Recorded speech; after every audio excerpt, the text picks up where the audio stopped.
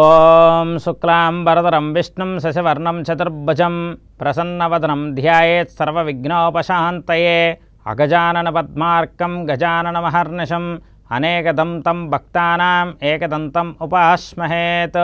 ఓం గురుర్బ్రహ్మ గురుర్విష్ణుః గురుర్దేవో మహేశ్వరః గురుర్సాక్షాత్ పరర్బ్రహ్మ తస్మై శ్రీ గురవే నమః. సదాశివసమారంభం వ్యాసశంకరమధ్యమాం అస్మదాచార్యపర్యంతం వందే గురుపరంపరాం. నమస్తే అస్తు భగవన్ విశ్వేశ్వరాయ మహాదేవాయ త్రయంబకాయ త్రిపురాంతకాయ త్రికాగ్నికాలాయ కాలాగ్నిరుద్రాయ నీలకంఠాయ మృత్యుంజయాయ సర్వేశ్వరాయ సదాశివాయ శ్రీమన్మహాదేవాయ నమో నమః. విద్యాక్షమాలాసుకపాలముద్రాం రాజత్కరం కుందసమానకాంతిం ముక్తాఫలాలంకృతశోభితాంగిం బాలాం స్మరే వాంగ్మయ సిద్ధిహేతోః.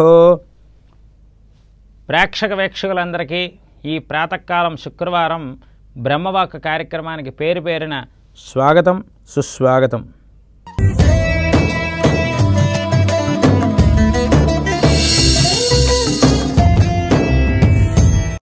పదకొండు 7/2025 శుక్రవారం నేటి పంచాంగం. స్వస్తి శ్రీ శ్రీ విశ్వావసనామ సంవత్సరం ఉత్తరాయణ పుణ్యకాలం గ్రీష్మ ఋతువు ఆషాఢమాసం. ఈరోజు సూర్యోదయం ఉదయం 5:36 మొదలవుతుంది. సూర్యాస్తమయం సాయంకాలం 6:39 మొదలవుతుంది. ఈరోజు తిథి ఆషాఢమాస బహుళపక్ష పాడ్యమి రాత్రి 2:02 వరకు. తదుపరి విధియ తిథి. ఈరోజు నక్షత్రం పూర్వాషాఢ నక్షత్రం ఉదయం 6:29 వరకు. తదుపరి ఉత్తరాషాఢ నక్షత్రం. ఈరోజు యోగం వైద్యుతి యోగం రాత్రి 8:31 వరకు. తదుపరి విష్కంభ యోగం. ఈరోజు కరణం బాలవకరణం పగలు 3:54 వరకు. తదుపరి తైతుల కరణం. ఈరోజు శుభ సమయం ఉదయం 10:25 నుండి 10:55 వరకు. తిరిగి సాయంకాలం 5:25 నుండి 5:37 వరకు. ఈరోజు రాహుకాలం ఉదయం 10:30 నుండి 12 గంటల వరకు. ఈరోజు యమగండ కాలం మధ్యాహ్నం 3 గంటల నుండి 4:30 వరకు. ఈరోజు దుర్ముహూర్తం ఉదయం 8:24 నుండి 9:12 వరకు. పునః మధ్యాహ్నం 12:24 నుండి 1:12 వరకు. ఈరోజు వర్జం మధ్యాహ్నం 2:46 నుండి 4:25 వరకు. ఈరోజు అమృత గడియలు రాత్రి 12:33 నుండి 2:13 వరకు. ఈరోజు రాశి చక్రంలో ఉన్నటువంటి గ్రహస్థితి గమనాన్ని ఒక్కసారి పరిశీలన చేద్దాం. వృషభ రాశిలో శుక్రుడు, మిథున రాశిలో రవిగురులు, కర్కాటక రాశిలో బుధుడు, సింహరాశిలో కుజకేతువులు, ధనుస్సు రాశిలో చంద్రుడు, కుంభరాశిలో రాహువు, మీనరాశిలో శని. ఈ విధంగా రాశిచక్రంలో ఉన్నటువంటి గ్రహస్థితి గమనం ఈ విధంగా ఉన్నది. తదుపరి మనం తెలుసుకోబోయే అంశం నేటి విశేషం.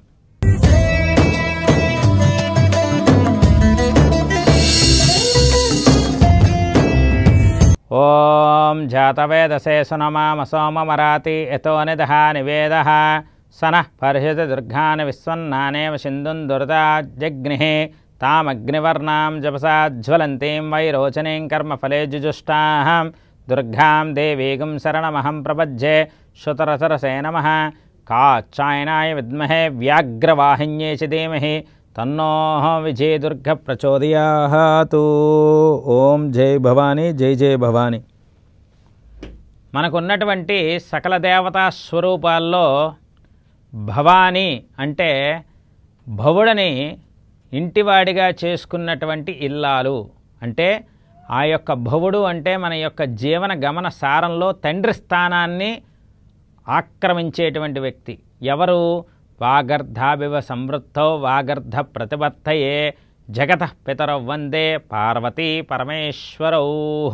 అంటే మనకి జగత్తుని భవసాగరంలో మనం ఆ యొక్క ఈదుతూ ఉంటుంటే, జీవన సంసార సాగరంలో ఈదుతూ ఉంటే నావలాగా ఉపయోగపడేవాడు, మన జీవితానికి ఉపయోగపడేటువంటి వ్యక్తి, మన కాలాన్ని ముందుకు నడిపించే వ్యక్తి ఒక పరమేశ్వరుడు. అటువంటి భవుణ్ణి ఆ యొక్క భర్తగా పొంది ఆ భవుడికి ఇల్లాలు స్థానంలో ఉండి నిత్య సంతోషిని నిత్య యవ్వనశాలిని అయినటువంటి అమ్మవారే భవానీ అమ్మవారు. అందువల్ల ఈ భవానీ అనేటువంటి పదాన్ని ఈ శుక్రవారం నాడు ప్రతి ఒక్కరూ ఏం మాట్లాడినా భవానీ మాల వేసుకున్న వాళ్ళు చూడండి, చెప్పండి భవానీ, చెయ్యండి భవానీ అనే అమ్మవారిని ఎలా తలుచుకుంటారో వాళ్ళ యొక్క మాటల సందర్భంలో కూడా భవానీ భవానీ భవానీ అని తలుచుకోవాలట. ఎందుకంటే ఆషాఢ మాసంలో భవానీ నామస్మరణ ఎందుకు, ఉత్తరాయణ నుండి దక్షిణాయన కాలంలో మిథునాషాఢంలో అమ్మవారిని ఒక్కసారి తలుచుకుంటే చాలట సకల రుగ్మత దోషాలు పోతాయి. అలాగే శరత్కాలం ఆశ్వీజ మాసంలో కూడా అమ్మవారిని నిరంతరం భవానీ భవానీ భవానీ అని తలుచుకోవడం వల్ల ఈ యొక్క పార్వతీ పరమేశ్వరుల్ని ఏకకాలంలో తలుచుకున్నంత విశిష్టత లభిస్తుంది. అందువల్ల ప్రతి ఒక్కరూ కూడా దేవీ భాగవతంలో ఉంటుంది ఈ యొక్క విధానం, భవానీ యొక్క విశిష్టత. అందువల్ల ప్రతి ఒక్కరూ కూడా అమ్మవారి నామస్మరణ ఎక్కువగా చదువుకోండి, అమ్మవారి నామస్మరణ ప్రేరణగా చేసుకోండి. ఎందుకంటే ఆషాఢ మాసంలో అమ్మవారిని ఎంత తలుచుకుంటే అమ్మవారు చల్లని చూపు మనందరి మీద ఉంటుంది. అందువల్ల ప్రతి ఒక్కరూ కూడా మరి కందాయ ఫలాల్లో ఉత్తరాయణ పుణ్యకాలం పూర్తయ్యి దక్షిణాయన కాలం మొదలయ్యేటువంటి పరిస్థితి ఈ ఆషాఢంలోనే వస్తుంది. అందులో శని వక్రించే స్థితి ఈ యొక్క 12వ తారీఖు నుండి వస్తుంది. అంటే ప్రతి ఒక్కరికి కూడా కర్మ సాంప్రదాయ విధానంలో కర్మదోషాలు అంటకుండా అమ్మవారి నామస్మరణ అధికంగా చదివితే మీ అందరికీ కూడా సకల రుగ్మత దోషాలన్నీ తొలగిపోయి ఆ యొక్క అమ్మలగన్న అమ్మ ముగురమ్మల మూలపటమ్మ చాలా పెద్దమ్మ సురారలమ్మ భవానీమాత అనుగ్రహంతో అందరూ అభివృద్ధిలో పొందుతారు. మనం అమ్మవారి నామస్మరణ ఏ దేవతా స్వరూపమైనా అమ్మే. అందువల్ల ప్రతి ఒక్కరూ కూడా చక్కనైనటువంటి సుఖ సంపదలు పొందడం కోసం అమ్మవారి యొక్క ఆరాధన చేయండి. ఈరోజు విశేషం.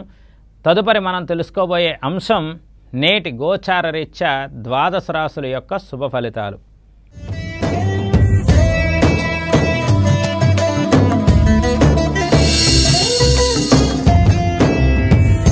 ముందుగా మేషరాశి.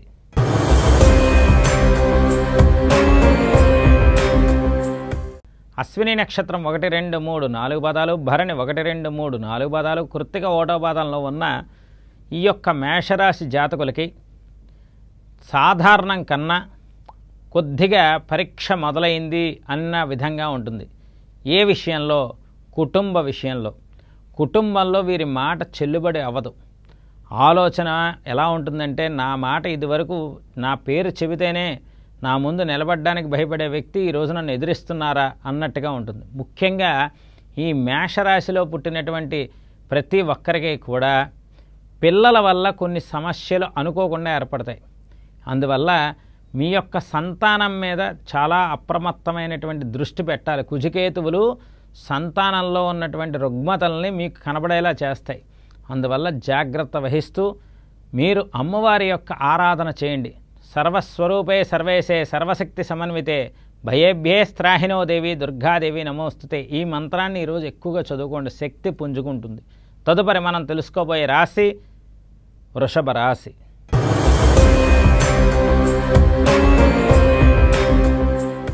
కృత్తికా నక్షత్రం 2, 3, 4 పాదాలు, రోహిణి 1, 2, 3, 4 పాదాలు, మృగశిర 1, 2 పాదాల్లో ఉన్నటువంటి వృషభ రాశి జాతకులందరికీ కూడా చాలా చాలా సుఖయోగ సంపదలు.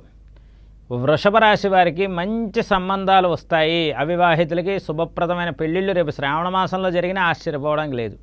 చాలా విశేషించినటువంటి శుభప్రదమైన సంబంధాలు వస్తాయి. ఊహకందనటువంటి ధనలాభ సూచన. ఏ పని చేసినా కార్యసిద్ధి. 1 కాదు 2 కాదు, అన్ని రకాలుగా కూడా శుభప్రదంగా ఉంది. కాకపోతే అష్టమ చంద్రదోషం ఉంది. ఈ అష్టమ చంద్రదోషం ఈరోజు ఖచ్చితంగా మానసిక అశాంతిని చూపిస్తుంది, స్నేహితుల ద్వారా, బంధువుల ద్వారా. అందువల్ల స్నేహితుల దగ్గర, బంధువుల దగ్గర వాగ్వివాదం పెట్టుకోకండి. దీని ప్రభావ తీవ్రత అనవసరమైన మానసిక ఆందోళన కలిగిస్తుంది. అందువల్ల వృషభ రాశి వారు అమ్మవారి ఆరాధన చేస్తూ సాంబ్రాణి గుగ్గులం పొగ అధికంగా వేయండి, శుభం చేకూరుతుంది. తదుపరి మనం తెలుసుకోబోయే రాశి మిథున రాశి.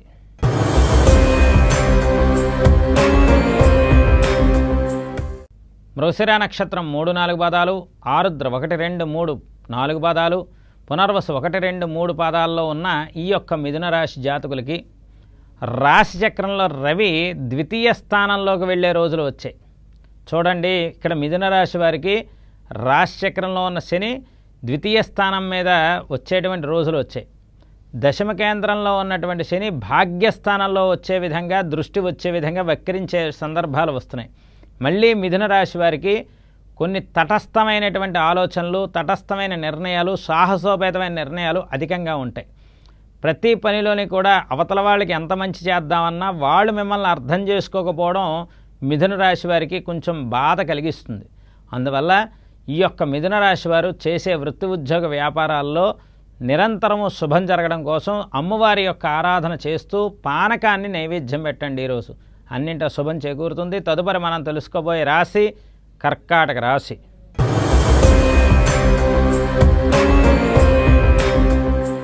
పునర్వసు నక్షత్రం 4వ పాదం, పుష్యమి 1, 2, 3, 4 పాదాలు, ఆశ్లేష 1, 2, 3, 4 పాదాల్లో ఉన్న కర్కాటక రాశి జాతకులందరికీ కూడా సాధారణం కన్నా ఇక నుండి ధన ప్రవాహ తీవ్రత పెరుగుతూ వస్తుంది.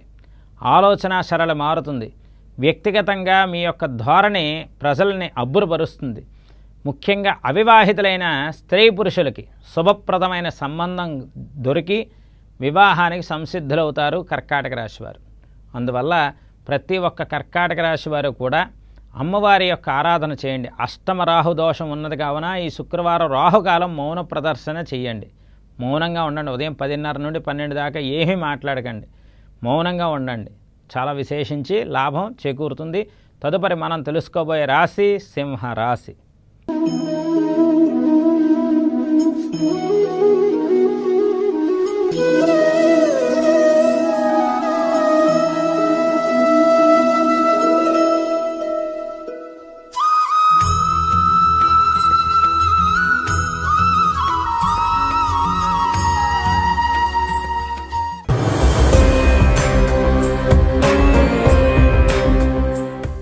మఖా నక్షత్రం 1, 2, 3, 4 పాదాలు, పుబ్బా నక్షత్రం పూర్వబొలుగుని 1, 2, 3, 4 పాదాలు, ఉత్తరా నక్షత్రం 1వ పాదంలో ఉన్న సింహరాశి జాతకులకి చంద్రుడు పంచమంలో ఉండి మీ పిల్లల వృద్ధిని మీరు మెచ్చుకునే విధంగా ఉంటుంది ఈరోజు.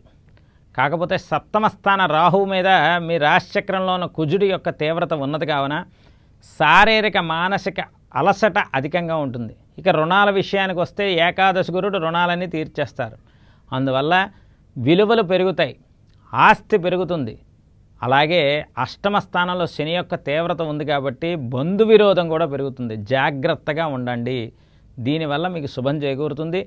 ఆ యొక్క అమ్మవారి యొక్క ఆరాధన చేసి పానకం, చనివిడి, వడపప్పు ఖచ్చితంగా అమ్మవారికి నివేదన చేయండి. అమ్మవారి అనుగ్రహంతో సింహరాశి వారు అభివృద్ధి పొందుతారు. తదుపరి మనం తెలుసుకోబోయే రాశి కన్యా రాశి.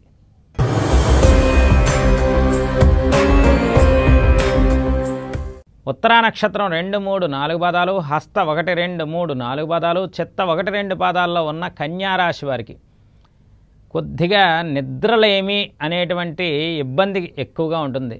సమయానికి నిద్ర పట్టదు, సమయానికి ఆకలి వేయదు.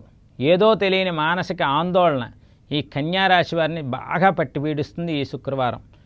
ముఖ్యంగా ఎటువంటి వారితోనైనా సవ్యంగా చక్కగా నవ్వుతూ మాట్లాడే కన్యా రాశి వారికి ఈరోజు అనుకోకుండా నరఘోష రూపంలో మానసిక ఒత్తిడి ఎక్కువగా ఉండేది అనేటువంటి స్థితి ఈరోజు కన్యా రాశి వారికి ఎక్కువగా కనబడుతుంది. అందువల్ల ఈ యొక్క కన్యా రాశి వారు అమ్మవారి యొక్క ఆరాధన అధికంగా చేసుకోవడం, దుర్గా సూక్త పారాయణ కూడా అధికంగా చదువుకోవడం, ఈ యొక్క దుర్గాదేవి యొక్క నామస్మరణ ఎక్కువగా చేసుకోగలిగితే అమ్మవారి అనుగ్రహంతో అభివృద్ధిలో ఉంటారు. తదుపరి మనం తెలుసుకోబోయే రాశి తులారాశి.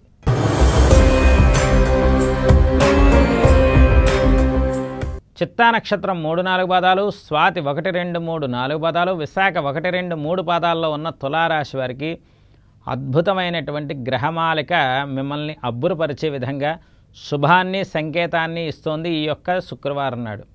ముఖ్యంగా తులారాశి వారు ఒక శుభవార్త వింటారు, ఒక శుభ కార్యక్రమంలో పాల్గొంటారు. వీరికి ఒక శుభం జరిగే విషయం అధికంగా ఉంటుంది.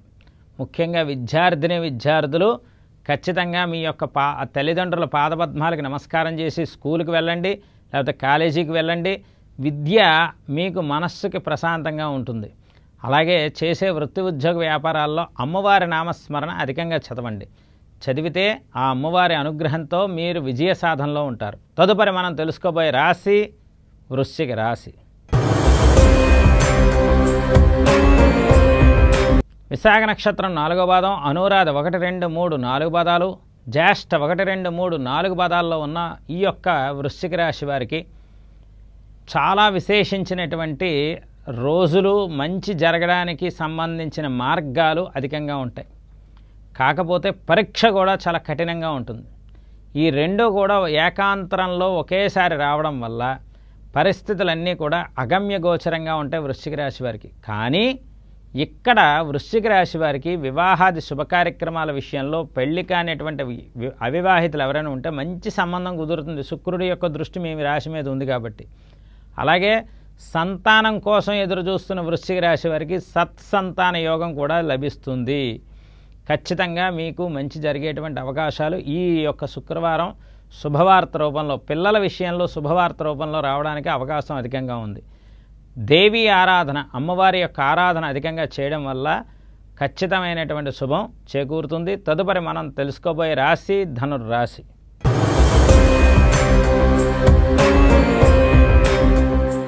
మూలా నక్షత్రం 1, 2, 3, 4 పాదాలు, పూర్వాషాఢ 1, 2, 3, 4 పాదాలు, ఉత్తరాషాఢ 1వ పాదంలో ఉన్న ఈ యొక్క ధనుర్రాశి జాతకులందరికీ కూడా సప్తమ స్థానంలో ఉన్నటువంటి గురువు యొక్క అనుగ్రహం ఇక నుండి మొదలవుతుంది.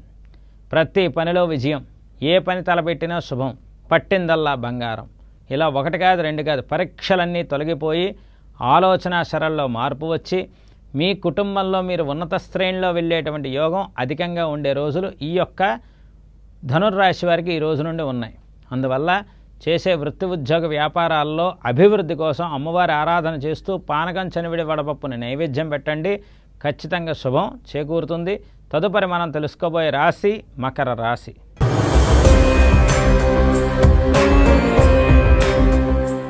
ఉత్తరాషాఢ నక్షత్రం 2, 3, 4 పాదాలు, శ్రవణం 1, 2, 3, 4 పాదాలు, ధనిష్ట 1, 2 పాదాల్లో ఉన్నటువంటి ఈ యొక్క మకర రాశి జాతకులకి అన్నింటా కూడా విజయ సాధన అధికంగా ఉంటుంది.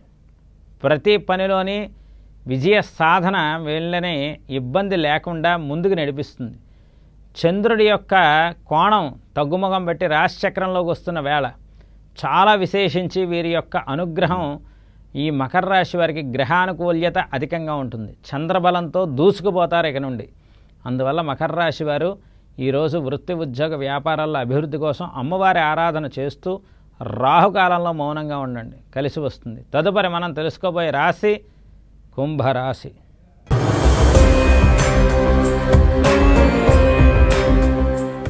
ధనిష్ట నక్షత్రం 3, 4 పాదాలు, శతభిషం 1, 2, 3, 4 పాదాలు, పూర్వభాద్ర 1, 2, 3 పాదాల్లో ఉన్న కుంభరాశి జాతకులకి అన్నింటా కూడా విజయ సూచన అధికంగా ఉంటుంది. కాకపోతే ఇక్కడ ప్రశాంతత అనేది మాత్రం తగ్గుముఖం పడుతుంది.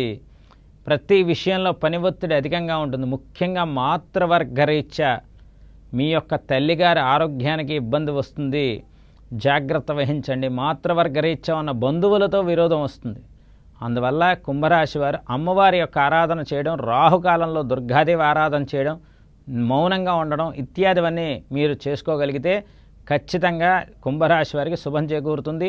తదుపరి మనం తెలుసుకోబోయే రాశి మీన రాశి.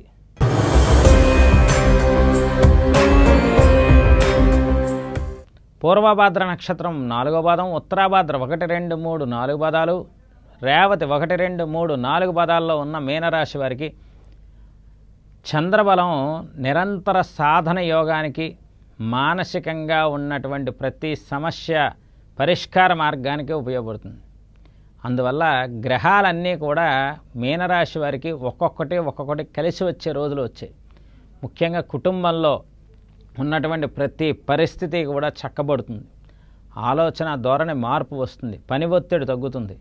చేసే వృత్తి ఉద్యోగ వ్యాపారాల్లో అన్నింటా కూడా విజయ సాధన లభించడానికి ఈ శుక్రవారం చాలా అద్భుతంగా ఉంటుంది. తృతీయాధిపతి తృతీయంలో ఉంటే అన్నదమ్ముల మధ్య, అక్క చెల్లెళ్ళ మధ్య సఖ్యత అద్భుతంగా ఉంటుంది. అందువల్ల జాగ్రత్త వహిస్తూ అమ్మవారి యొక్క ఆరాధన చేయండి. అమ్మవారి ఆరాధనే మిమ్మల్ని నిలబెడుతుంది. రాహుకాలంలో మౌనంగా ఉండండి, కలిసి వస్తుంది. ఈ విధంగా నేటి ద్వాదశ రాశుల యొక్క గోచార ఫలితాలు తెలుసుకున్నారు. తదుపరి మనం తెలుసుకోబోయే అంశం నేటి ధర్మ సందేహాలు.